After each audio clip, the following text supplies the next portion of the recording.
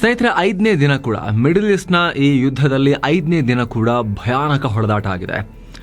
ಅದರಲ್ಲಿ ಒಂದು ಹೊಸ ರಹಸ್ಯ ಹೊರಗೆ ಬಂದಿದೆ. ಇದುವರೆಗೂ ಗೊತ್ತಿದ್ದ ಅಣು ಕೇಂದ್ರಗಳನ್ನು ಬಿಟ್ಟು ಇರಾನ್ ಹತ್ರ ಇನ್ನೊಂದು ಸೀಕ್ರೆಟ್ ಅಣು ಕೇಂದ್ರ ಇತ್ತು ಅನ್ನೋದು ಕೂಡ ಬೆಳಕಿಗೆ ಬಂದಿದೆ. ಅದನ್ನ ಅಮೆರಿಕ ಮತ್ತು ಇಸ್ರೇಲ್ಗಳು ಧ್ವಂಸ ಕೂಡ ಮಾಡಿವೆ. ಅದು ಬಿಟ್ಟು ಇನ್ನೂ ಹಲವು ಕ್ರೂಷಿಯಲ್ ಟಾರ್ಗೆಟ್ಗಳನ್ನು ಧ್ವಂಸ ಮಾಡಿದ್ದಾರೆ. ಇತ್ತ ಇರಾನ್ ಗಲ್ಫ್ ರಾಷ್ಟ್ರಗಳ ಮೇಲೆ ಮತ್ತೆ ಮಿಸೈಲ್ ಹಾರಿಸಿದೆ. ಈ ನಡುವೆ ಅಮೆರಿಕ ಹಾರ್ಮುಜ್ ಜಲಸಂಧಿಯಲ್ಲಿ ಬಹುದೊಡ್ಡ ಕಾರ್ಯಾಚರಣೆಗೆ ರೆಡಿ ಆಗ್ತಾ ಇದೆ. ಇದರಲ್ಲಿ ಸ್ನೇಹಿತರೆ, ನಾವು ಮೊದಲು ಇಸ್ರೇಲ್ ನಡೆಸಿರೋ ದಾಳಿಯಿಂದ ಶುರು ಮಾಡೋಣ.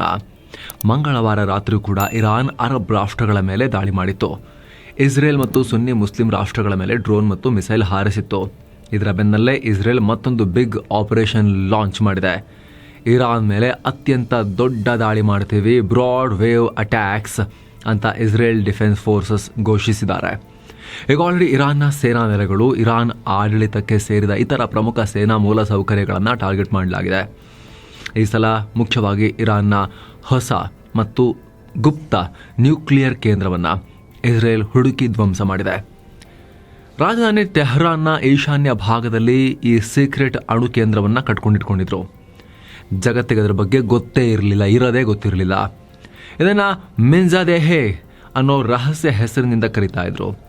ಗುಪ್ತಚರ ಮಾಹಿತಿ ಆಧಾರದ ಮೇಲೆ ಇಲ್ಲಿ ಪ್ರಿಸಿಷನ್ ಸ್ಟ್ರೈಕ್ಸ್ ಅನ್ನ ನಾವು ಕಂಡಕ್ಟ್ ಮಾಡಿದೀವಿ ಅಂತ ಇಸ್ರೇಲ್ ಹೇಳಿದೆ. ಈ ರಹಸ್ಯ ಅಣು ಕೇಂದ್ರದ ಒಳಗಡೆ ಇರಾನ್ನ ನ್ಯೂಕ್ಲಿಯರ್ ಸೈಂಟಿಸ್ಟ್ಗಳು ಅಣ್ವಸ್ತ್ರಗಳನ್ನ ತಯಾರಿಸೋಕೆ ಬೇಕಾಗಿರೋ ಕಾಂಪೊನೆಂಟ್ಗಳನ್ನ ಅಲ್ಲಿ ರೆಡಿ ಮಾಡ್ತಾ ಇದ್ರು. ಕಳೆದ ವರ್ಷ ಯುದ್ಧ ಆದ್ಮೇಲೆ ಇರಾನ್ ಈ ರಹಸ್ಯ ಅಣು ಕೇಂದ್ರಕ್ಕೇನೆ ತನ್ನೆಲ್ಲ ಅಣು ಕಾರ್ಯಕ್ರಮವನ್ನ ಶಿಫ್ಟ್ ಮಾಡಿತ್ತು. ಸೀಕ್ರೆಟ್ ಆಗಿ ಅಲ್ಲಿ ಕೆಲಸವನ್ನ ಮುಂದುವರಿಸಿತ್ತು ಸ್ಫೋಟಕ ಮಾಡಕ್ಕೆ. ಈಗ ಅದನ್ನ ಹುಡುಕಿ ನಾಶ ಮಾಡಿದೀವಿ. ಈ ಮೂಲಕ ಇರಾನ್ನ ಅಣು ಪ್ರೋಗ್ರಾಂಗೆ ದೊಡ್ಡ ಹೊಡೆತ ಬಿದ್ದಿದೆ ಅಂತ ಇಸ್ರೇಲ್ ಹೇಳ್ಕೊಂಡಿದೆ. ಅಲ್ಲದೆ ಈ ದಾಳಿಯಲ್ಲಿ ಅಸೆಂಬ್ಲಿ ಆಫ್ ಎಕ್ಸ್ಪರ್ಟ್ಸ್ ಕಟ್ಟಡದ ಮೇಲೂ ಕೂಡ ದಾಳಿಯಾಗಿದೆ. ಏನಿದು ಅಸೆಂಬ್ಲಿ ಆಫ್ ಎಕ್ಸ್ಪರ್ಟ್ಸ್? ಇರಾನ್ನ ಮುಂದಿನ ಸುಪ್ರೀಂ ಲೀಡರ್ ಯಾರಾಗಬೇಕು ಅಂತ ನಿರ್ಧರಿಸೋಕೆ ಈ ಬಿಲ್ಡಿಂಗ್ಗೆ ಹೆಡ್ ಆಫೀಸ್. ಇಲ್ಲಿ 88 ಮೆಂಬರ್ಸ್ ಇರ್ತಾರೆ. ಒಂದು ರೀತಿ ಮಿನಿ ಸಂಸತ್ ಇದ್ದ ಹಾಗೆ. ಈಗ ಈ ಕಟ್ಟಡವನ್ನೇ ಇಸ್ರೇಲ್ ಧೂಳಿಪಟ ಮಾಡಿದೆ. ಈ ದಾಳಿಯಲ್ಲಿ ಯಾರ್ಯಾರು ಹೋಗಿದ್ದಾರೆ ಇನ್ನಷ್ಟೇ ಸ್ಪಷ್ಟವಾಗಬೇಕು. ಆದರೆ ಇಸ್ರೇಲ್ ಈಗ ಬ್ರಾಡ್ ವೇವ್ ಅಟ್ಯಾಕ್ ಅಂದರೆ ತನ್ನ ಟಾರ್ಗೆಟ್ಗಳ ವ್ಯಾಪ್ತಿಯನ್ನು ಬ್ರಾಡ್ ಮಾಡ್ತಾ ಇದೆ, ದೊಡ್ಡ ಮಾಡ್ತಾ ಇದೆ. ಬರೀ ಸ್ಫೋಟಕಗಳ ಸಂಖ್ಯೆ ಮಾತ್ರ ಜಾಸ್ತಿ ಮಾಡ್ತಿಲ್ಲ. ಸೇನಾ ನೆಲೆಗಳು ಮಾತ್ರ ಅಲ್ಲದೆ, ಕೀ ಇನ್ಫ್ರಾಸ್ಟ್ರಕ್ಚರ್ ಮಾತ್ರ ಅಲ್ಲದೆ, ಈಗ ಹೈ ಲೆವೆಲ್ ಟಾರ್ಗೆಟ್ಗಳನ್ನು, ಸೇನೆಯನ್ನು ಹೊರತುಪಡಿಸಿದ ಈ ಪೊಲಿಟಿಕಲ್ ಟಾರ್ಗೆಟ್ಗಳನ್ನು ಕೂಡ ಹಿಟ್ ಮಾಡ್ತಿರೋದು ಯುದ್ಧವನ್ನು ನಿರ್ಣಾಯಕ ಹಂತಕ್ಕೆ ತಗೊಂಡು ಹೋಗ್ತಾ ಇದೆ. ನಿಮ್ಗೆ ಗೊತ್ತಿರಲಿ ಸ್ನೇಹಿತರೆ, ಈಗ ಆಲ್ರೆಡಿ ಇರಾನ್ ಅಧ್ಯಕ್ಷರ ಕೇಂದ್ರ ಕಚೇರಿ, ನ್ಯಾಷನಲ್ ಸೆಕ್ಯೂರಿಟಿ ಆಫೀಸ್, ಸೇನಾಧಿಕಾರಿಗಳು ನಿರ್ಣಯ ತಗೋತಾ ಇದ್ದ ಲೀಡರ್ಶಿಪ್ ಕಾಂಪ್ಲೆಕ್ಸ್ ಎಲ್ಲವನ್ನ ಇಸ್ರೇಲ್ ಧ್ವಂಸ ಮಾಡಿದೆ. ಈಗ ನೆಕ್ಸ್ಟ್ ಇರಾನ್ನ ಖಾಮೆನೈ ರೆಜಿಮ್ ಅಂತ ಯಾವೆಲ್ಲ ಇದ್ವೋ ಆ ಎಲ್ಲ ಕಟ್ಟಡಗಳು ಮತ್ತು ಆ ಕೇಂದ್ರಗಳನ್ನ ಇಸ್ರೇಲ್ ನಾಶ ಮಾಡ್ತಾ ಇದೆ. ಇದಕ್ಕೆ ಇರಾನ್ ಕಡೆಯಿಂದ ಯಾವ ಪ್ರತಿಕ್ರಿಯೆ ಇದೆ? ಪ್ರತಿಕ್ರಿಯೆ ಕೊಡೋದನ್ನ ನಿಲ್ಲಿಸಿಲ್ಲ ಅವರು. ಇಷ್ಟೆಲ್ಲ ದಾಳಿ ಆದರೂ ಕೂಡ IRGC, ಖಾಮೆನೈ ಆಪ್ತ ಸೇನೆ ಇನ್ನೂ ಉಳಿದಿದೆ, ಅವರಿದ್ದಾರೆ ಇನ್ನೂ ಕೂಡ. ಅವರು ವೆರಿ ಮಚ್ ಆಕ್ಟಿವ್ ಕೂಡ ಹೌದು. ಈ IRGC ಬೆದರಿಕೆ ಹಾಕಿದೆ. ಇಸ್ರೇಲ್ ಹೀಗೆ ನಮ್ಮ ಕೇಂದ್ರ ಕಚೇರಿಗಳನ್ನು ಟಾರ್ಗೆಟ್ ಮಾಡಿದ್ರೆ ನೀವು ಊಹೆ ಮಾಡದ ಜಾಗಕ್ಕೆ ನಾವು ಈ ಯುದ್ಧವನ್ನು ತಗೊಂಡು ಹೋಗ್ತೀವಿ. ನಮ್ಮ ದಾಳಿ, ನೆಕ್ಸ್ಟ್ ನಮ್ಮ ಸ್ಫೋಟಕ ನೀವು ಗೆಸ್ ಮಾಡಬಾರ್ದು, ಆ ಜಾಗಕ್ಕೆ ಬಂದು ಅಪ್ಪಳಿಸುತ್ತೆ ಅಂತ IRGC ಇಸ್ರೇಲ್ಗೆ ಪ್ರತಿ ಬೆದರಿಕೆಯನ್ನು ಒಡ್ಡಿದೆ. ಈ ಯುದ್ಧದಲ್ಲಿ ಆರ್ಥಿಕ ಕೇಂದ್ರಗಳನ್ನು ಹೊಡಿತೀವಿ, ಕಮರ್ಷಿಯಲ್ ಕೇಂದ್ರಗಳನ್ನು ಗುರಿ ಮಾಡ್ತೀವಿ ಅಂತ ಹೇಳಿದೆ. ಅದು ಆಲ್ರೆಡಿ ಅವರು ಮಾಡ್ತಾ ಇದ್ದಾರೆ. ಇನ್ನೊಂದು ಕಡೆ ಇರಾನ್ನ ಬುಷೆಹರ್ ವಿಮಾನ ನಿಲ್ದಾಣದಲ್ಲಿ ಪ್ರಯಾಣಿಕ ವಿಮಾನದ ಮೇಲೂ ಕೂಡ ದಾಳಿಯಾಗಿದೆ. ಈ ಪ್ರಯಾಣಿಕ ವಿಮಾನಕ್ಕೆ ಉದ್ದೇಶಪೂರ್ವಕವಾಗಿ ಹೊಡೆದಿದ್ದ ಅಥವಾ ಬೇರೇನೋ ಟಾರ್ಗೆಟ್ ಮಾಡಕ್ಕೆ ಹೋಗಿ ಇದಕ್ಕೆ ಬಿತ್ತ, ಇನ್ನೂ ಕೂಡ ಇವರು ಕ್ಲಿಯರ್ ಮಾಡಿಲ್ಲ. ಆದರೆ ಅಮೆರಿಕ ಇಸ್ರೇಲ್ ಮಾಡಿರೋ ದಾಳಿಯಲ್ಲಿ ಇದು ಸುಟ್ಟು ಸಂಪೂರ್ಣವಾಗಿ ಕರಕಲಾಗಿದೆ. ಆದರೆ ವಿಮಾನ ಆ ಟೈಮ್ನಲ್ಲಿ ನೆಲದಲ್ಲಿತ್ತು. ಒಳಗಡೆ ಪ್ರಯಾಣಿಕರಿದ್ರ, ಕ್ರೂ ಮೆಂಬರ್ಸ್ ಇದ್ರ, ಇನ್ನಷ್ಟೇ ಕ್ಲಿಯರ್ ಆಗಬೇಕು. ಇದರ ಜೊತೆಗೆ ಮೆಹರಾಬಾದ್ ವಿಮಾನ ನಿಲ್ದಾಣದ ಮೇಲೂ ಕೂಡ ದಾಳಿಯಾಗಿದೆ ಇರಾನ್ನಲ್ಲಿ. ಇದು ರಾಜಧಾನಿ ಟೆಹರಾನ್ನ ಪಶ್ಚಿಮ ಭಾಗದಲ್ಲಿದ್ದು ಇರಾನ್ನ ಡೊಮೆಸ್ಟಿಕ್ ಫ್ಲೈಟ್ಸ್ಗೆ ಅದನ್ನು ಯೂಸ್ ಮಾಡ್ತಾ ಇದ್ರು. ಇಲ್ಲಿ ರನ್ವೇಗೆ ಹಾನಿಯಾಗಿದೆ.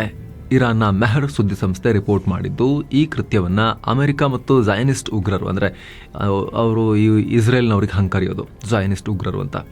ಸೊ ಅಮೆರಿಕ ಮತ್ತು ಇವರು ಸೇರಿಕೊಂಡು ದಾಳಿ ಮಾಡಿದ್ದಾರೆ ಅಂತ ಹೇಳಿ ಇದರಲ್ಲಿ ಮೆನ್ಷನ್ ಮಾಡಲಾಗಿದೆ. ಸ್ನೇಹಿತರಲ್ಲಿ ಇಸ್ರೇಲ್ನ ಸ್ಟೇಟ್ಮೆಂಟನ್ನು ಗಮನಿಸಿ. ಅವ್ರು ಎಷ್ಟು ಡ್ಯಾಮೇಜ್ ಮಾಡಿದ್ದೀವಿ ಇರಾನ್ಗೆ ಅನ್ನೋ ಒಂದು ಪಟ್ಟಿಯನ್ನು ಕೊಟ್ಟಿದ್ದಾರೆ. ಈ ದಾಳಿ ಶುರುವಾದಲ್ಲಿಂದ 4-5 ದಿನಗಳಲ್ಲಿ ನಾವು 300 ಕ್ಷಿಪಣಿ ಉಡಾವಣಾ ಕೇಂದ್ರಗಳನ್ನು ಇರಾನ್ ಒಳಗಡೆ ನಾವು ನಾಶ ಮಾಡಿದ್ದೇವೆ. ಇರಾನ್ನ ಬ್ಯಾಲಿಸ್ಟಿಕ್ ಕ್ಷಿಪಣಿ ನೆಲೆಗಳು ಹಾಗೂ ಏರ್ ಡಿಫೆನ್ಸ್ ಸಿಸ್ಟಮ್ಗಳನ್ನು ಟಾರ್ಗೆಟ್ ಮಾಡಿದ್ದೇವೆ. ಜಸ್ಟ್ 4 ದಿನಗಳಲ್ಲಿ ಇಸ್ಲಾಮಿಕ್ ರಿಪಬ್ಲಿಕ್ ಆಫ್ ಇರಾನ್ ಮೇಲೆ 4,000 ಸ್ಫೋಟಕಗಳನ್ನು ನಾವು ಸುರಿದಿದ್ದೀವಿ ಅಂತ ಇಸ್ರೇಲ್ ಹೇಳಿದೆ.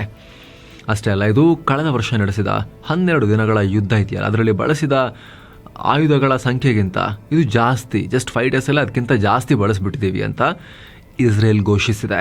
ಮತ್ತೊಂದು ಕಡೆ ಇರಾನ್ ಅಮೆರಿಕ ತನಕ ನನ್ನ ಕೈ ಹೋಗಲ್ಲ ಅಂತ ಹೇಳಿ ಎಲ್ಲಿ ಕೈ ಹೋಗುತ್ತೋ ಅಲ್ಲಿಗೆಲ್ಲ ಹೊಡಿತಾ ಇದೆ. ಅಮೆರಿಕದ ನೆಲೆಗಳಿರೋ ಅರಬ್ ಮಿತ್ರ ರಾಷ್ಟ್ರಗಳ ಮೇಲೆ ದಾಳಿಯನ್ನು ಮುಂದುವರಿಸಿದೆ.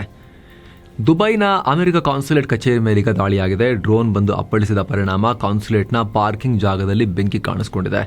ಆದರೆ ಯಾವುದೇ ಪ್ರಾಣಾಪಾಯ ಆಗಿಲ್ಲ ಅಂತ ದುಬೈ ಆಡಳಿತ ಹೇಳಿದೆ. ತಕ್ಷಣ ಫೈರ್ ಫೈಟರ್ಸ್ ಬಂದು ಬೆಂಕಿ ನಂದಿಸಿದ್ದು ಇರಾನ್ ವಿರುದ್ಧ ಯುನೈಟೆಡ್ ಅರಬ್ ಎಮಿರೇಟ್ಸ್ ಆಕ್ರೋಶ ಹೊರಹಾಕಿದೆ. ಯುದ್ಧ ಶುರು ಆದಮೇಲೆ ಇಲ್ಲಿ ತನಕ ನಮ್ಮ ನೆಲದಲ್ಲಿ ಇರಾನ್ 1000ಕ್ಕೂ ಅಧಿಕ ದಾಳಿ ಮಾಡಿದೆ.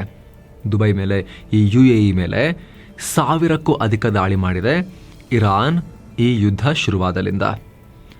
ಅದನ್ನು UAEನೇ ಕನ್ಫರ್ಮ್ ಮಾಡಿದೆ. ಇತ್ತ ಕತರ್ ಮೇಲೂ ಕೂಡ ಇರಾನ್ ದಾಳಿ ಮುಂದುವರೆಸಿದೆ. ಇಲ್ಲಿರುವ ಅಮೆರಿಕದ ಅತಿದೊಡ್ಡ ಸೇನಾ ನೆಲೆ ಅಲ್ ಉದೈದ್ ಏರ್ ಬೇಸ್ ಮೇಲೆ ಅಟ್ಯಾಕ್ ಆಗಿದೆ ಅಂತ ಮಾಹಿತಿ ಲಭ್ಯ ಆಗ್ತಾ ಇದೆ. ಇರಾನ್ನ ಬ್ಯಾಲಿಸ್ಟಿಕ್ ಮಿಸೈಲ್ ಹೋಗಿ ಅಲ್ಲಿಗೆ ಅಪ್ಪಳಿಸಿದೆ. ಖುದ್ದು ಕತರ್ ರಕ್ಷಣಾ ಸಚಿವಾಲಯ ಇದನ್ನು ಹೇಳಿದೆ. ಇರಾನ್ ಉಡಾಯಿಸಿದ 2 ಕ್ಷಿಪಣಿಗಳ ಪೈಕಿ ಒಂದನ್ನು ಕತಾರ್ ಏರ್ ಡಿಫೆನ್ಸ್ ಸಿಸ್ಟಮ್ ಹೊಡೆದು ಹಾಕ್ತು. ಆದರೆ ಮತ್ತೊಂದು ಕ್ಷಿಪಣಿ ನೇರವಾಗಿ ಅಮೆರಿಕದ ಸೇನಾ ನೆಲೆಗೆ ಬಿದ್ದಿದೆ. ಇಷ್ಟೆಲ್ಲ ಆದರೂ ಕೂಡ ದಾಳಿಯಲ್ಲಿ ಪ್ರಾಣಾಪಾಯ ಉಂಟಾಗಿಲ್ಲ ಅಂತ ಕತಾರ್ ಕೂಡ ಹೇಳಿದೆ. ಇನ್ನು ಮಂಗಳವಾರ ಮುಂಜಾನೆ ಸೌದಿ ಅರೇಬಿಯಾದಲ್ಲಿರುವ ಅಮೆರಿಕನ್ ರಾಯಭಾರ ಕಚೇರಿ ಮೇಲೆ ಇರಾನ್ ಡ್ರೋನ್ ದಾಳಿ ಮಾಡಿತ್ತಲ್ಲ, ಇದರಲ್ಲಿ ಒಂದು ಡ್ರೋನ್ ಅಮೆರಿಕದ ಗುಪ್ತಚರ ಸಂಸ್ಥೆ CIA ಕೇಂದ್ರಕ್ಕೆ ನೇರವಾಗಿ ಹೋಗಿ ಅಪ್ಪಳಿಸಿದೆ ಅಂತ ವಾಷಿಂಗ್ಟನ್ ಪೋಸ್ಟ್ ರಿಪೋರ್ಟ್ ಮಾಡಿದೆ. ಈ ದಾಳಿಯಿಂದಾಗಿ CIA ಕಟ್ಟಡಕ್ಕೆ ಸಾಕಷ್ಟು ಡ್ಯಾಮೇಜ್ ಆಗಿದ್ದು, ಒಳಗಿದ್ದ ಸಿಬ್ಬಂದಿಗಳಿಗೆ ಸೇಫ್ ಆಗಿ ಸುರಕ್ಷಿತ ಜಾಗಗಳಲ್ಲಿ ಹೋಗಿ ಆಶ್ರಯ ಪಡೆಯುವಂತೆ ಸೂಚಿಸಲಾಗಿದೆ.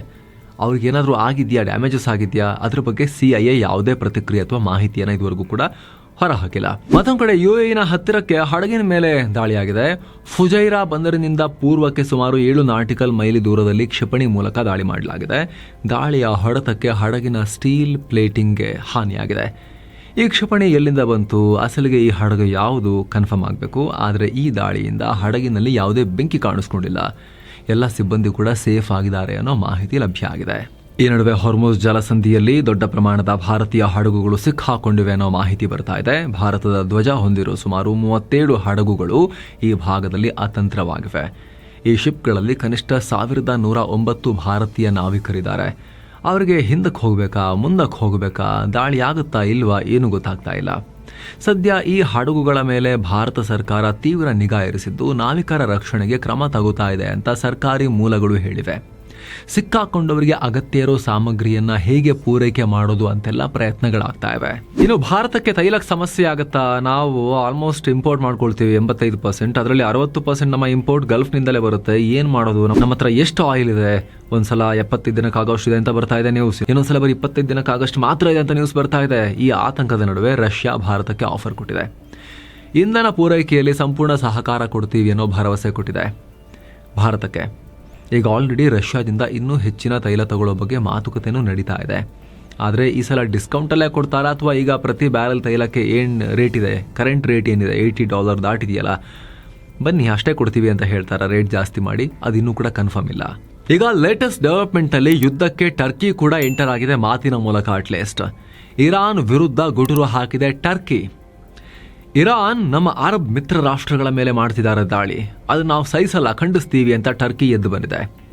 ಇರಾನ್ ಈ ರೀತಿ ತಲೆಕೆಟ್ಟ ದಾಳಿ ಮಾಡಿ ಅಪಾಯಕಾರಿ ಸಿಚುವೇಶನ್ ತರ್ತಾ ಇದೆ. ಪ್ರಭಾವ ಹೆಚ್ಚಿಸಿಕೊಳ್ಬೇಕು ಅಂತ ನೆರೆಹೊರೆಯ ಮುಸ್ಲಿಂ ರಾಷ್ಟ್ರಗಳನ್ನು ಕೂಡ ನೀವು ಹೊಡಿತಾ ಇದ್ದೀರಾ. ಇದು ಸರಿಯಲ್ಲ, ತಪ್ಪು ಲೆಕ್ಕಾಚಾರ. ಇದರಿಂದ ಇಡೀ ಇಸ್ಲಾಮಿಕ್ ಜಗತ್ತಲ್ಲಿ ಬಿರುಕು ಉಂಟಾಗ್ತಾ ಇದೆ. ಇದೀಗ ಇಸ್ರೇಲ್ ವಿರುದ್ಧದ ಹೋರಾಟವಾಗಿ ಉಳಿದಿಲ್ಲ, ನೀವು ಇಡೀ ಮಿಡಲ್ ಈಸ್ಟನ್ನು ಹಾಳು ಮಾಡ್ತಾ ಇದ್ದೀರಿ ಅಂತ ಇರಾನ್ಗೆ ಬೈದಿದೆ ಟರ್ಕಿ. ಈ ಮೂಲಕ ಇರಾನನ್ನ ಬೈಕೊಂಡೆ ಮುಸ್ಲಿಂ ಒಗ್ಗಟ್ಟಿಗೆ ಟರ್ಕಿ ಕರೆ ಕೊಟ್ಟಿದೆ, ಇರಾನನ್ನ ಬಿಟ್ಟಾಕಿ ಆ ಕಡೆಗೆ ಅಂತ ಹೇಳಿ. ಇನ್ನು ಸ್ನೇಹಿತರೆ, ನಿಮ್ಗೆ ಏನಾದರೂ ಫಾರಿನ್ ಎಜುಕೇಶನ್ ಆಸಕ್ತಿ ಇತ್ತು ಅಂತ ಹೇಳಿದ್ರೆ ಗ್ಲೋಬಲ್ ಡಿಗ್ರೀಸ್ನವರ ಈ ಬೆಂಗಳೂರು ಇವೆಂಟ್ ನಿಮಗೆ ಹೆಲ್ಪ್ ಆಗ್ಬೋದು. ಫ್ರೀ ಇವೆಂಟ್ ಇದು, ಕಾಲ್ ಮಾಡಿ ಪೂರ್ಣ ಮಾಹಿತಿಯನ್ನು ಪಡ್ಕೋಬಹುದು. ಇನ್ನೊಂದು ಕಡೆ ಇರಾನ್ನ ಹೊಸ ಸುಪ್ರೀಂ ಲೀಡರ್ ಆಗಿ ಮೃತ ಆಯತುಲ್ಲಾ ಅಲಿ ಖಾಮೆನೈ ಅವರ 56 ವರ್ಷದ 2ನೇ ಮಗ ಮುಜ್ತಬಾ ಖಾಮೆನೈ ಆಯ್ಕೆಯಾಗಿದ್ದಾರೆ. ಇರಾನ್ ಇಂಟರ್ನ್ಯಾಷನಲ್ ಈ ರಿಪೋರ್ಟ್ ಮಾಡಿದೆ. ಇದರ ಪ್ರಕಾರ ಇರಾನ್ನ ಪವರ್ಫುಲ್ ಸೇನೆ ಅಂದರೆ ಇಸ್ಲಾಮಿಕ್ ರೆವಲ್ಯೂಷನರಿ ಗಾರ್ಡ್ ಕೋರ್ ಅಲ್ಲಿನ ಧರ್ಮಗುರುಗಳ ಮೇಲೆ ತೀವ್ರ ಒತ್ತಡ ಹೇರಿ ಅಸೆಂಬ್ಲಿ ಆಫ್ ಎಕ್ಸ್ಪರ್ಟ್ಸ್ ಮೂಲಕ ಮುಜ್ತಬಾರನ್ನ ಅತ್ಯುನ್ನತ ಹುದ್ದೆಗೆ ಕೂರಿಸಿದೆ. ಈ ಮುಜ್ತಬಾ ಹಿಂದಿನಿಂದಲೂ ಇರಾನ್ ಆಡಳಿತದಲ್ಲಿ ತೆರೆಮರೆಯ ಆಟಗಾರನಾಗಿದ್ರು. ಕಿಂಗ್ ಮೇಕರ್ ಆಗಿ ಸುಪ್ರೀಂ ಲೀಡರ್ ಆಫೀಸ್ನ ಇವರೇ ಕಂಟ್ರೋಲ್ ಮಾಡ್ತಾ ಇದ್ರು. ಅಪ್ಪನ ಹೆಸರಲ್ಲಿ ಮಗ ಅಧಿಕಾರ ಆಲ್ರೆಡಿ ನಡ್ಸೋಕೆ ಶುರು ಮಾಡಿ ಆಗಿತ್ತು ವೃದ್ಧ ಅಪ್ಪನ ಹೆಸರಲ್ಲಿ ಅನ್ನೋದು ಈಗ ಲಭ್ಯವಾಗ್ತಿರೋ ಮಾಹಿತಿ. ಹಾಗೆ IRGCಯೊಂದಿಗೆ ಆಪ್ತ ನಂಟನ್ನು ಹೊಂದಿದ್ದ ವ್ಯಕ್ತಿ ಈತ ಒಳಗೊಳಗೆ. ಇರಾನ್ ಇರಾಕ್ ಯುದ್ಧದ ಟೈಮ್ನಲ್ಲೂ ಕೂಡ ಸೇನೆಯಲ್ಲಿ ಕೆಲಸ ಮಾಡಿದ್ದ ಹಿನ್ನೆಲೆ ಇದೆ. ತನ್ನ ತಂದೆಯ ಬಳಿಕ ಮುಂದೆ ಸುಪ್ರೀಂ ಲೀಡರ್ ಆಗ್ತಾರೆ ಅಂತ ಈ ಹಿಂದೆ ಕೂಡ ನಿರೀಕ್ಷೆ ಇತ್ತು. ನಾವು ಕೂಡ ಈತನ ಬಗ್ಗೆ ಈ ಹಿಂದೆ ವಿಶೇಷ ವರದಿಯಲ್ಲಿ ಮಾಹಿತಿಯನ್ನು ಕೊಟ್ಟಿದ್ವಿ.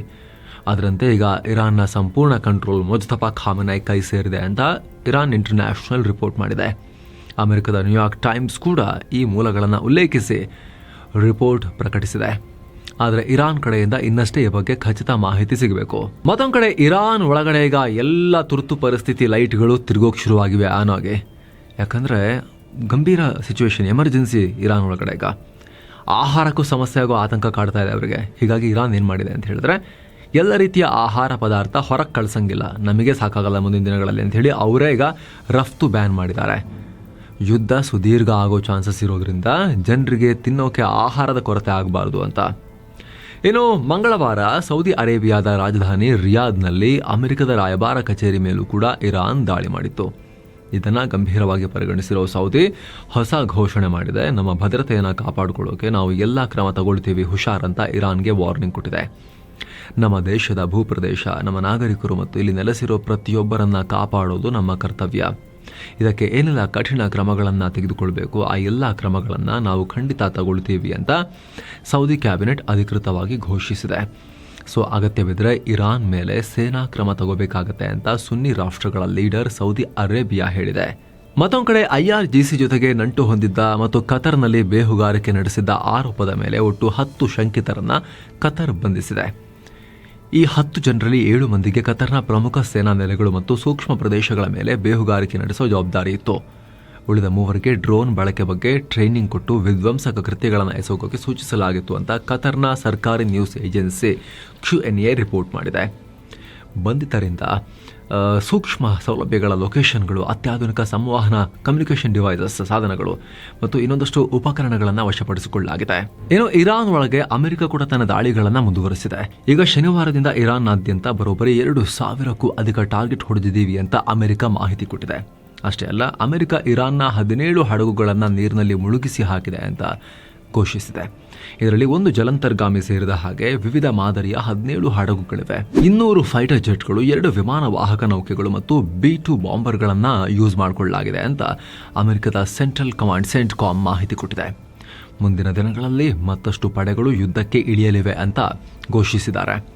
ಮಾಹಿತಿ ಪ್ರಕಾರ ಹಾರ್ಮುಜ್ ಜಲಸಂಧಿಯನ್ನು ಕಾಪಾಡೋಕ್ಕೆ, ಅಲ್ಲಿ ಹಡಗುಗಳ ಸೇಫ್ ಪ್ಯಾಸೇಜನ್ನು ಎನ್ಶೋರ್ ಮಾಡೋಕೆ ಅಮೆರಿಕ ಭಾರೀ ಸೇನಾ ತುಕಡಿಯನ್ನು ಅಲ್ಲಿಗೆ ಕಳಿಸೋಕೆ ಮುಂದಾಗಿದೆ. ಈಗ ಆಲ್ರೆಡಿ ಟ್ರಂಪ್ ಕೂಡ ಹಾರ್ಮುಜ್ ಜಲಸಂಧಿಯಲ್ಲಿ ತೈಲ ಟ್ಯಾಂಕರ್ಗಳಿಗೆ ಎಸ್ಕಾರ್ಟ್ ಕೊಡ್ತೀವಿ ಅಂತ ಹೇಳಿದ್ದಾರೆ. ಹಾಗೇನಾದರೂ ಆದರೆ ಈ ಯುದ್ಧ ಮತ್ತಷ್ಟು ಅಪಾಯಕಾರಿಯಾಗುತ್ತೆ. ಯಾಕಂದರೆ ಇರಾನ್ ಹಾರ್ಮುಜ್ ಜಲಸಂಧಿಯನ್ನು ಮುಚ್ಚಿದ್ದೀವಿ ಅಂತ ಡಿಕ್ಲೇರ್ ಮಾಡಿಕೊಂಡಿದೆ. ಆ ಜಾಗದಲ್ಲಿ ಅವರ ಪ್ರಭಾವ ಇದೆ, ಆದರೆ ಅಂತಾರಾಷ್ಟ್ರೀಯ ನಿಯಮಗಳ ಪ್ರಕಾರ ಹಂಗೆ ಮಾಡೋಂಗಿಲ್ಲ. ಅದು ಯುದ್ಧದ ಕ್ರಮನೇ ಆಗುತ್ತೆ. 100 ಹಡಗುಗಳು ನಿಂತಲ್ಲೇ ನಿಂತು ಹೋಗಿದಾವೆ ಈಗ ಅವರ ಬೆದರಿಕೆಯಿಂದಾಗಿನೇ.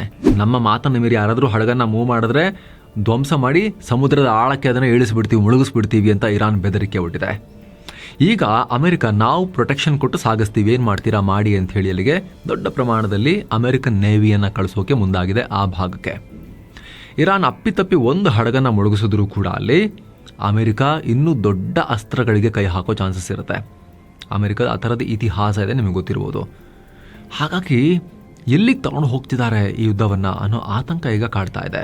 ಮತ್ತೊಂದು ಕಡೆ ಟ್ರಂಪ್ ಇಂಟ್ರೆಸ್ಟಿಂಗ್ ಹೇಳಿಕೆ ಕೊಟ್ಟಿದ್ದಾರೆ. ಇರಾನ್ ಜೊತೆಗಿನ ಯುದ್ಧಕ್ಕೆ ಅಮೆರಿಕವನ್ನ ಇಸ್ರೇಲ್ ಎಳ್ಕೊಂಡು ಹೋಗಿಲ್ಲ, ಬದಲಿಗೆ ನಾನೇ ಇಸ್ರೇಲ್ ಅನ್ನ ಯುದ್ಧಕ್ಕೆ ಇಳಿಸಿರಬಹುದು ಅಂತ ಟ್ರಂಪ್ ಹೇಳಿದ್ದಾರೆ. ಒಟ್ಟಿನಲ್ಲಿ ಅವರು ನಾನು ಡಿಸೈಡ್ ಮಾಡೋದು ಅನ್ನೋ ಥರದಲ್ಲಿ ತೋರಿಸ್ಕೋಬೇಕು. ಈ ಅಮೆರಿಕನ್ ಅಧಿಕಾರಿಗಳು ಏನು ಹೇಳಿದ್ರು, ಪೀಟ್ ಹೆಕ್ಸೆತ್, ವಿಟ್ಕಾಫ್ ಅವರೆಲ್ಲ ಏನು ಹೇಳಿದ್ರು, ಇಲ್ಲಿ ನಮಗೇನು ಹೋಗೋ ಉದ್ದೇಶ ಇರಲಿಲ್ಲ, ಇಸ್ರೇಲ್ ದಾಳಿ ಮಾಡೋದಿತ್ತು ಇರಾನ್ ಮೇಲೆ, ನಾವು ಹೇಳಿಲ್ಲ ಅಂದ್ರೂ ಕೂಡ ಅವ್ರು ಮಾಡ್ತಿದ್ರು. ಆವಾಗ ಇರಾನ್ ರುಚಿಗೆದ್ದು ನಮ್ಮ ನೆಲೆಗಳ ಮೇಲೆ, ಅಮೆರಿಕನ್ ನೆಲೆಗಳ ಮೇಲೂ ಕೂಡ ದಾಳಿ ಮಾಡ್ತಾ ಇತ್ತು, ಅದಕ್ಕೆ ಮುಂಜಾಗ್ರತೆಯಿಂದ ನಾವು ಕೂಡ ಹೋದ್ವಿ ಅಂತ ಹೇಳಿದ್ರಲ್ಲ ಟ್ರಂಪ್. ಹಂಗೇನಲ್ಲ ಯಾರು ಹೇಳಿದ್ದು? ಇಸ್ರೇಲನ್ನು ಕೂಡ ನಾನೇ ಇಳಿಸಿರೋದನ್ನ ಥರದಲ್ಲಿ ಟ್ರಂಪಿಗೆ ಹೇಳಿಕೆ ಕೊಡ್ತಾ ಇದ್ದಾರೆ. ನಾವು ಇರಾನ್ನ ಆ ಹುಚ್ಚರೊಂದಿಗೆ ಮಾತುಕತೆ ಮಾಡ್ತಾ ಇದ್ವಿ, ಅವರು ಮೊದಲು ನಮ್ಮ ಮೇಲೆ ಅಟ್ಯಾಕ್ ಮಾಡ್ತಾರೆ ಅನ್ನೋದು ನನಗೆ ಪಕ್ಕಾ ಆಗಿತ್ತು, ಹೀಗಾಗಿ ನಾವೇ ಮೊದಲು ಮುಗಿಬಿದ್ವಿ. ಇಸ್ರೇಲ್ ಕೂಡ ರೆಡಿ ಇತ್ತು, ನಾವು ಕೂಡ ರೆಡಿ ಆಗಿದ್ವಿ ಏನೋ ಹೇಳಿಕೆ ಕೊಟ್ಟಿದ್ದಾರೆ. ಏನೋ ಲೆಬನಾನ್ನಲ್ಲಿ, ಇಸ್ರೇಲ್ನ ಮೇಲ್ಗಡೆ ಲೆಬನಾನ್ ಇದೆಯಲ್ಲ, ಅಲ್ಲಿ ಇರಾನ್ನ ಮಿತ್ರ ಹಿಜ್ಬುಲ್ಲಾಗಳಿದಾರಲ್ಲ ಲೆಬನಾನಲ್ಲಿ, ಅವ್ರ ವಿರುದ್ಧ ಇಸ್ರೇಲ್ ಈಗ ಏರ್ ಮತ್ತು ಗ್ರೌಂಡ್ ಆಪರೇಷನ್ ಎರಡೂ ನಡೆಸ್ತಾ ಇದೆ. ಈಗ ಹೊಸದಾಗಿ ಲೆಬನಾನ್ನ ದಕ್ಷಿಣ ಭಾಗದಲ್ಲಿರೋ ಸಿಡೋನ್ ನಗರದ ಮೇಲೆ ಇಸ್ರೇಲ್ ಭಾರಿ ವೈಮಾನಿಕ ದಾಳಿ ಮಾಡಿದೆ. ಆಕಾಶದೆತ್ತರಕ್ಕೆ ಹೊಗೆ ಬೆಂಕಿಯೆಲ್ಲ ಆವರಿಸಿರೋ ದೃಶ್ಯ ಕಂಡುಬಂದಿದೆ. ಈ ಆಪರೇಷನ್ನಲ್ಲಿ ಹಮಸ್ ಮತ್ತು ಹಿಜ್ಬುಲ್ಲಾಗಳ ಮಿತ್ರ ಸಂಘಟನೆ ಜಮಾ ಇಸ್ಲಾಮಿಯಾ ಪ್ರಧಾನ ಕಚೇರಿಯನ್ನು ಕೂಡ ಇಸ್ರೇಲ್ ಟಾರ್ಗೆಟ್ ಮಾಡಿದೆ. ಪರಿಣಾಮ 7 ಅಂತಸ್ತಿನ ಕಟ್ಟಡ ಪೂರ್ಣ ನಾಶ ಆಗಿದೆ. ಈ ದಾಳಿಗೂ ಮುನ್ನ ಇಸ್ರೇಲ್ ಡಿಫೆನ್ಸ್ ಫೋರ್ಸಸ್ ಆ ಕಟ್ಟಡದ ಸುತ್ತಮುತ್ತಲಿನ ನಿವಾಸಿಗಳಿಗೆ ಜಾಗ ಖಾಲಿ ಮಾಡೋಕೆ ವಾರ್ನಿಂಗ್ ಕೊಟ್ಟಿದ್ರು. ವಾರ್ನಿಂಗ್ ಕೊಟ್ಟು ನಂತರ ಆ ಬಿಲ್ಡಿಂಗ್ ಅನ್ನ ಈಗ ನಾಶ ಮಾಡಿದ್ದಾರೆ. ಸದ್ಯ ಲೆಬನಾನ್ ಮೇಲೆ ಇಸ್ರೇಲ್ ನಡೆಸ್ತಾ ಇರೋ ಈ ನಿರಂತರ ಭಾರೀ ದಾಳಿಗಳಿಂದ ಸಾವಿರಾರು ಜನ ಪ್ರಾಣ ಉಳಿಸ್ಕೊಳ್ಳೋಕೆ ಸುರಕ್ಷಿತ ಜಾಗಗಳಿಗೆ ಮಾಸ್ ಮೈಗ್ರೇಷನ್ ವಲಸೆ ಹೋಗ್ತಾ ಇದ್ದಾರೆ. ಅಷ್ಟೇ ಅಲ್ಲ, ಸಿಡೋನ್ನ ಅಲ್ ಬಸ್ತನ್ ಅಲ್ ಕಬೀರ್ ಪ್ರದೇಶದಲ್ಲಿ ಮುಸ್ಲಿಂ ಬ್ರದರ್ಹುಡ್ಗೆ ಸೇರಿದ ಕೇಂದ್ರವನ್ನು ಇಸ್ರೇಲ್ ಟಾರ್ಗೆಟ್ ಮಾಡಿದೆ.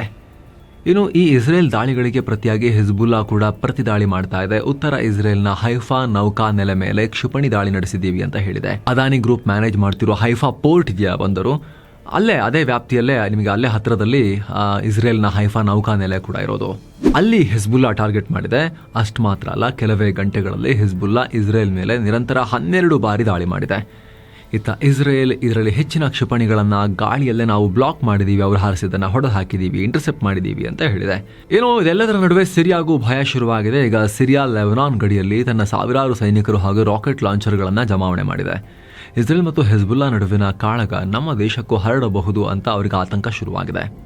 ಹಿಜ್ಬುಲ್ಲಾ ಉಗ್ರರು ಮತ್ತು ಲೆಬನಾನ್ ಜನ ಸಿರಿಯಾ ಗಡಿಗೆ ನುಗ್ಗು ಬಿಡ್ತಾರೆ ಅಂತ ಹೇಳಿ ಆತಂಕದಲ್ಲಿ ಅಲ್ಲಿಗೆ ಸೇನೆ ಹಾಕಿದೆ ಸಿರಿಯಾ, ನಮ್ಮಲ್ಲಿಗೆ ಬರೋದು ಬೇಡ ನೀವು ಅಂತ. ಇದರಲ್ಲಿ ಇನ್ಫೆಂಟ್ರಿ ತುಕಡಿಗಳು, ಶಸ್ತ್ರಸಜ್ಜಿತ ವಾಹನಗಳು ಹಾಗೂ ಗ್ರಾಡ್ ಮತ್ತು ಕತ್ಯೂಷಾ ಶಾರ್ಟ್ ರೇಂಜ್ ರಾಕೆಟ್ ಲಾಂಚರ್ಗಳನ್ನು ಪಶ್ಚಿಮ ಹೋಮ್ಸ್ ಮತ್ತು ಟಾರ್ಟಸ್ನ ದಕ್ಷಿಣ ಭಾಗದಲ್ಲಿ ನಿಲ್ಲಿಸಲಾಗಿದೆ ಅಂತ ಸಿರಿಯಾನೇ ಹೇಳ್ಕೊಂಡಿದೆ. ನಿಮ್ಮ ಗಮನಕ್ಕಿರಲಿ ಸ್ನೇಹಿತರೆ, ಸಿರಿಯಾದಲ್ಲೂ ಕೂಡ ಈಗ ರಷ್ಯಾ ಬೆಂಬಲಿತ ಸರ್ಕಾರ, ಅಸದ್ ಸರ್ಕಾರ ಹೋಗಿ ಅಮೆರಿಕ ಬೆಂಬಲಿತ ಸರ್ಕಾರ ಬಂದಿದೆ ಅಲ್ಲಿಗೀಗ. ಮೊನ್ನೆ ತನಕ ಉಗ್ರರು ಅಂತ ಹೇಳ್ತಾ ಇದ್ದ ಅಹಮದ್ ಅಲ್ ಶರಾ ಆ್ಯಂಡ್ ಟೀಮ್ ಈಗ ಅದೇ ಯಾರು ಉಗ್ರರು ಅಂತ ಹೇಳ್ತಾ ಇದ್ರು ಅವರಿಂದಲೇ ಬೆನ್ ತಟ್ಟಿಸ್ಕೊಂಡು, ಅಂದರೆ ಟ್ರಂಪ್ ಮತ್ತು ಅಮೆರಿಕದಿಂದ ಅವ್ರಿಗೆ ಅಲ್ಲಿನ ರೂಲರ್ಸ್ ಆಗಿದ್ದಾರೆ ಸಿರಿಯಾದಲ್ಲಿ. ಏನು ಇರಾನ್ ವಿರುದ್ಧದ ಯುದ್ಧದಲ್ಲಿ ತನಗೆ ಬೆಂಬಲ ಕೊಡದ ರಾಷ್ಟ್ರಗಳ ವಿರುದ್ಧ ಟ್ರಂಪ್ ಈಗ ನೇರ ಸಮರ ಸಾರಿದ್ದಾರೆ. ಮೊದಲನೇ ಏಟಾಗಿ ಸ್ಪೇನ್ ಜೊತೆಗೆ ಎಲ್ಲ ವ್ಯಾಪಾರ ವಹಿವಾಟನ್ನು ಸಂಪೂರ್ಣ ಕಟ್ ಮಾಡೋದಾಗಿ ಘೋಷಿಸಿದ್ದಾರೆ. ಇರಾನ್ ಮೇಲೆ ದಾಳಿ ಮಾಡೋದಕ್ಕೆ ಸ್ಪೇನ್ನಲ್ಲಿರೋ ತಮ್ಮ ಸೇನಾ ನೆಲೆಗಳನ್ನು ಬಳಸಿಕೊಳ್ಳೋಕೆ ಸ್ಪೇನ್ ಬಿಟ್ಟಿರಲಿಲ್ಲ. ಇದರ ಪರಿಣಾಮ ಟ್ರಂಪ್ ಪಿತ್ತನೆತ್ತಿಗೇರಿದೆ. ಸ್ಪೇನ್ ಜೊತೆಗೆ ನಾವು ಯಾವುದೇ ವ್ಯಾಪಾರ ಮಾಡಲ್ಲ ಅಂತ ಹೇಳಿದ್ದಾರೆ. ವೈಟ್ ಹೌಸಲ್ಲಿ ಜರ್ಮನ್ ಚಾನ್ಸಲರ್ ಫ್ರೆಡ್ರಿಕ್ ಮರ್ಜ್ ಜೊತೆಗಿನ ಮೀಟಿಂಗ್ ವೇಳೆ ಈ ಡಿಕ್ಲೇರ್ ಮಾಡಿದ್ದಾರೆ ಡೊನಾಲ್ಡ್ ಟ್ರಂಪ್. ನಮಗೆ ಸಹಕಾರ ಕೊಡಲ್ಲ ಅವರು, ಆ ದೇಶದೊಂದಿಗೆ ಏನೂ ನಮಗೆ ವ್ಯವಹಾರನೇ ಬೇಕಾಗಿಲ್ಲ, ಸಂಬಂಧನೇ ಬೇಡ ಅವರೊಂದಿಗೆ ಅಂತ ಟ್ರಂಪ್ ಹೇಳಿದ್ದಾರೆ. ಅಲ್ಲೇ ಡಿಯಾಗೋ ಗಾರ್ಷಿಯಾ ಸೇನಾ ನೆಲೆಯ ವಿಚಾರದಲ್ಲೂ ಬ್ರಿಟನ್ ಸರಿಯಾಗಿ ನಮಗೆ ಸ್ಪಂದಿಸ್ತಾ ಇಲ್ಲ ಅಂತ ಕಿಯರ್ ಸ್ಟಾರ್ಮರ್ ವಿರುದ್ಧವೂ ಟ್ರಂಪ್ ಆಕ್ರೋಶ ವ್ಯಕ್ತಪಡಿಸಿದ್ದಾರೆ. ಈ ಮಿಡಲ್ ಈಸ್ಟ್ ಉದ್ವಿಗ್ನತೆ ನಡುವೆ ವಿದೇಶಾಂಗ ಸಚಿವ ಎಸ್ ಜೈಶಂಕರ್ ಸೈಪ್ರಸ್ ವಿದೇಶಾಂಗ ಸಚಿವ ಕಾನ್ಸ್ಟಂಟಿನೋಸ್ ಕಾಂಬೋಸ್ ಜೊತೆ ಫೋನ್ ಕಾಲ್ನಲ್ಲಿ ಮಾತನಾಡಿದ್ದಾರೆ. ಈ ಭಾಗದಲ್ಲಿ ಆಗ್ತಿರೋ ಬೆಳವಣಿಗೆಗಳ ಕುರಿತು ಚರ್ಚೆ ಮಾಡಿದ್ದಾರೆ. ನಾವು ಯಾವಾಗಲೂ ಅದನ್ನು ಮಾಡ್ತೀವಲ್ಲ. ಸೈಪ್ರಸ್ ಮೇಲೆ ಇರಾನ್ನ ದಾಳಿಗಳು ನಡೀತಾ ಇದ್ದಾವೆ. ಸೈಪ್ರಸ್ನಲ್ಲಿರೋ ಬ್ರಿಟನ್ ಬೇಸ್ಗಳನ್ನು ಗುರಿಯಾಗಿಸಿ ಇರಾನ್ ದಾಳಿ ಮಾಡಿತ್ತು. ಹೀಗಾಗಿ ಅವರಿಗೆ ಬೆಂಬಲ ಸೂಚಿಸೋಕೆ, ನಿಮ್ಮೊಂದಿಗೆ ನಾವು ಸಪೋರ್ಟ್ ಮಾಡ್ತೀವಿ ಅಂತ ಹೇಳಕ್ಕೆ ಭಾರತ ಈ ಥರ ಮಾಡಿದೆ. ಜೊತೆಗೆ ಸೈಪ್ರಸ್ ಭದ್ರತೆ ನಮಗೆ ತುಂಬ ಮುಖ್ಯ, ಯಾಕಂದರೆ ಭಾರತದಿಂದ ಯುರೋಪ್ಗೆ ಹೋಗೋ ಹಡಗುಗಳು ಮೆಡಿಟರೇನಿಯನ್ ಸಮುದ್ರದ ಮೂಲಕವೇ ಸಾಗಬೇಕು. ಸೈಪ್ರಸ್ ಈ ಸಮುದ್ರದ ಮಧ್ಯಭಾಗದಲ್ಲಿರೋ ಒಂದು ಆಯಕಟ್ಟಿನ ಜಾಗ. ಈಗ ಗಲ್ಫ್ನಲ್ಲಿ ಯುದ್ಧ ನಡೀತಿರೋದ್ರಿಂದ ಹಡಗುಗಳಿಗೆ ಸೇಫ್ ಪ್ಯಾಸೇಜ್ ಬೇಕು. ಹಾಗೆ ಈಗ ಸೈಪ್ರಸ್ ಯುರೋಪಿಯನ್ ಯೂನಿಯನ್ ಅಧ್ಯಕ್ಷತೆಯನ್ನು ಕೂಡ ವಹಿಸಿಕೊಂಡಿದೆ. ಟರ್ಕಿ ಕೌಂಟರ್ ಮಾಡೋಕ್ಕೂ ನಮಗೆ ಸೈಪ್ರಸ್ ಬೇಕು. ಎಲ್ಲ ನಿಟ್ಟಿನಲ್ಲಿ ಜೈಶಂಕರ್ ಅವರೊಟ್ಟಿಗೆ ಮಾತಾಡಿರೋದಕ್ಕೆ ಮಹತ್ವ ಇರುತ್ತೆ. ನೋಡ್ಬೇಕು ಏನೇನು ಮಾತಾಡಿದ್ದಾರೆ ಅಂತ. ಸೊ ಸ್ನೇಹಿತರೆ, ಇದಾಗಿತ್ತು ಈ ಕ್ಷಣದ ಎಲ್ಲ ಪ್ರಮುಖ ಅಪ್ಡೇಟ್ಸ್ ಅನ್ನು ನಿಮಗೆ ತಲುಪಿಸುವಂತ ಪ್ರಯತ್ನವನ್ನು ನಾವು ಮಾಡಿದ್ದೀವಿ. ನೀವು ಬೆಳಗ್ಗೆ 7 ಟೈಮ್ನಲ್ಲಿ ರಾತ್ರಿ ಇಡೀ ಏನಾಗಿತ್ತು ಅನ್ನೋ ಮಾಹಿತಿಯನ್ನು ಕಲೆ ಹಾಕಿ ನಿಮಗೆ ತಲುಪಿಸುವ ಪ್ರಯತ್ನವನ್ನು ಮಾಡಿದ್ದೀವಿ ಸ್ನೇಹಿತರೆ. ನೆಕ್ಸ್ಟ್ ಕೂಡ ಆನ್ ಗೋಯಿಂಗ್ ಏನೇ ಪ್ರಮುಖ ಮಾಹಿತಿ ಇದ್ರೂ ಕೂಡ ಮಿಸ್ ಆಗದೆ ನಿಮಗೆ ತಲುಪಿಸುವಂತ ಪ್ರಯತ್ನವನ್ನು ನಾವು ಮಾಡ್ತಾ ಇರ್ತೀವಿ. ದಯವಿಟ್ಟು ಸಬ್ಸ್ಕ್ರೈಬ್ ಆಗದೇ ಇರೋ ವೀಕ್ಷಕರು ಸಬ್ಸ್ಕ್ರೈಬ್ ಮಾಡಿ. ಹಾಗೆ ಸ್ನೇಹಿತರೆ, ವಿಡಿಯೋ ಕೆಳಗಿರೋ ಜಾಯಿನ್ ಬಟನ್ ಮೂಲಕ ಆಸಕ್ತ ವೀಕ್ಷಕರು ಮಸ್ತ್ ಮಗ ಪ್ರೀಮಿಯಂ ಮೆಂಬರ್ ಆಗೋದನ್ನು ಕೂಡ ಕನ್ಸಿಡರ್ ಮಾಡ್ಬೋದು. ಆಗ ಎಲ್ಲ ಮೆಂಬರ್ ಓನ್ಲಿ ವಿಡಿಯೋಸನ್ನು ನೋಡೋದು ಮಾತ್ರ ಅಲ್ಲ, ನಮ್ಮ ತಂಡಕ್ಕೆ ನಿಮ್ಮ ಬೆಂಬಲ ಕೊಟ್ಟ ಹಾಗೂ ಕೂಡ ಆಗುತ್ತೆ. ನಿಮ್ಮ ಸಪೋರ್ಟೇ ನಮ್ಮ ಶಕ್ತಿ. ಆಸಕ್ತರು ವಿಡಿಯೋ ಕೆಳಗಿರೋ ಜಾಯಿನ್ ಬಟನ್ ಚೆಕ್ ಮಾಡಿ ಮತ್ತೆ ಭೇಟಿ ಆಗ್ತಿರೋಣ ಸ್ನೇಹಿತರೆ. ನಮಸ್ತೆ.